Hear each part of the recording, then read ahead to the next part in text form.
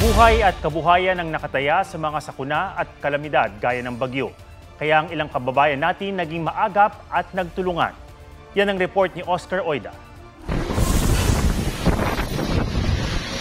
Laging umaharap sa hamon ng bagyo ang Catanduanes, lalo't kabilang sila sa mga unang dinaraanan ng malalakas na bagyo mula sa Pasipiko at sa paghagupit ng bagyong Uwan. Hindi nagpakakampante ang mga Katandunganon. Ang mga taga-Virac, wala pa man ang bagyo, naging abala para protektahan ang mga estruktura. May mga residenteng naglalagari ng kahoy, nagpupukpok ng mga pako at naglagay ng mga harang sa kanilang bahay at tindahan. Nakasanayan ng araw nila tuwing may paparating na bagyo ang maging I am ready. Wala ring iwanan ng mga mangingisda sa Dingalan, Aurora. Tulong-tulong nilang hinila ang bangkang kaagapay sa hanap buhay.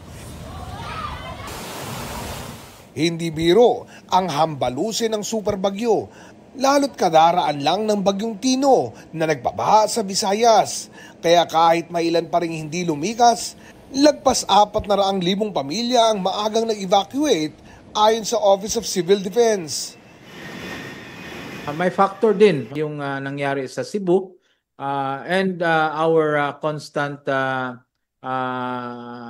drive in issuing the warnings sa ating mga local government units and making sure that they act or implement their preemptive or preparatory activities.